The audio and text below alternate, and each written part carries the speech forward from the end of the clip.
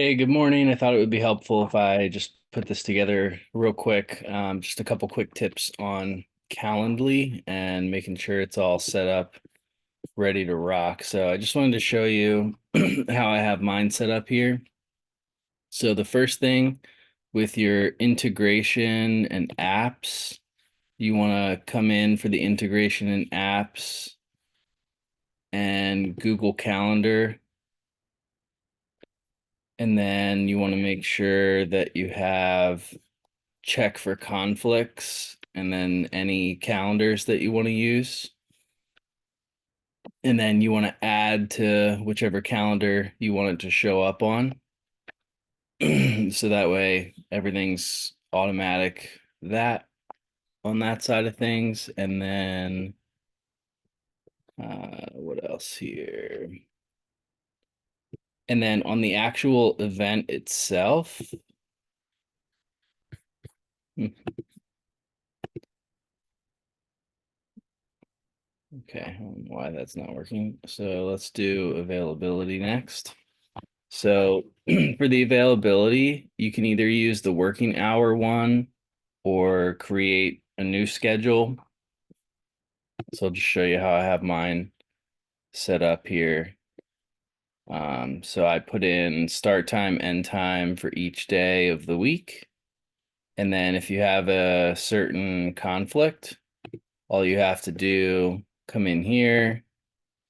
So as an example, you want to not run any interviews next week. So you would come in, you would go to the 29th, you would delete what you have there, apply, and then now on my end, it's not going to let me see anything for the 29th. And then same thing, come in, do the 30th, delete, and then do the first, delete. Oh, what did I miss? 30th.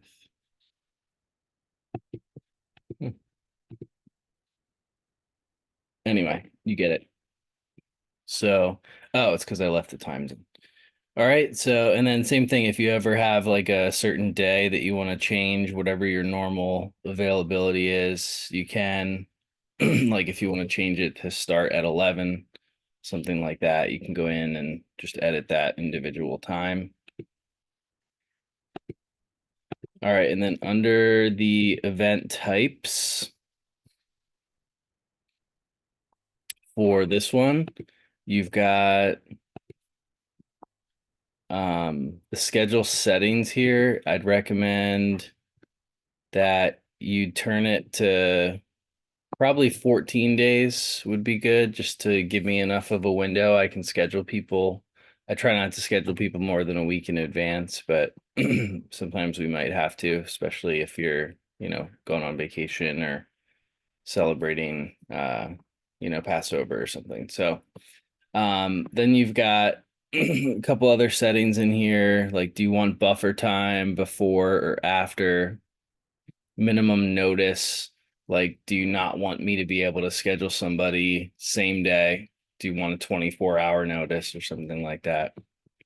Daily limit, what's the maximum number of these that you want to have? So I think you mentioned like no more than 4 in a day, so you could put that in here.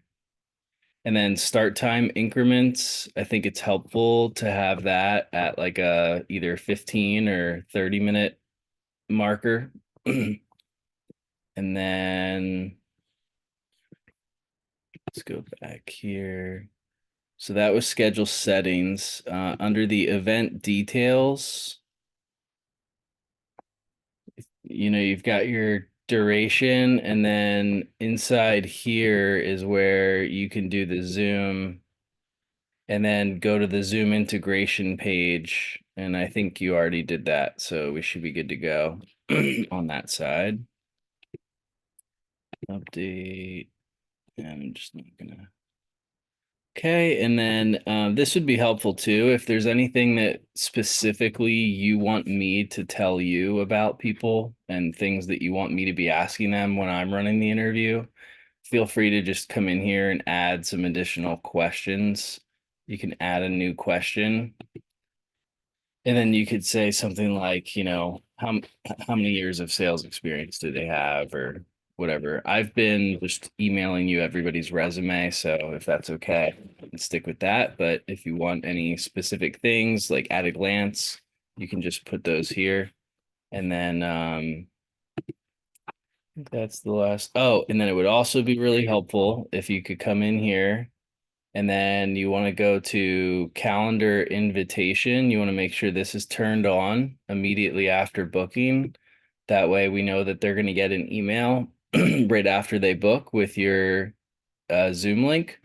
And then you want to come in here and turn on these email reminders as well. So you want to make sure that that toggle is set for on. And then I think it's helpful if you go in and edit. So like I edited mine. I added this part here. Please take some time to review the website. So if there's anything that you want them to do, you can always edit these. And then I would do 24 hours ahead of time and then 1 hour ahead of time for the reminders. These are when they'll get these reminders. And then anything else? You can also do text reminders if you have a paid account, but you can't do that on a free one. And I think that's everything. So, yeah, if you wouldn't mind just going in and setting up your availability. Oh, and then one last thing. Once you have your availability set up, when you come in here and it says available hours, you want to copy from right here. You're just choosing here it is. So you could choose working hours as the default schedule, or whichever one you created would be the other one. All right, awesome. Thank you. I'll catch you later.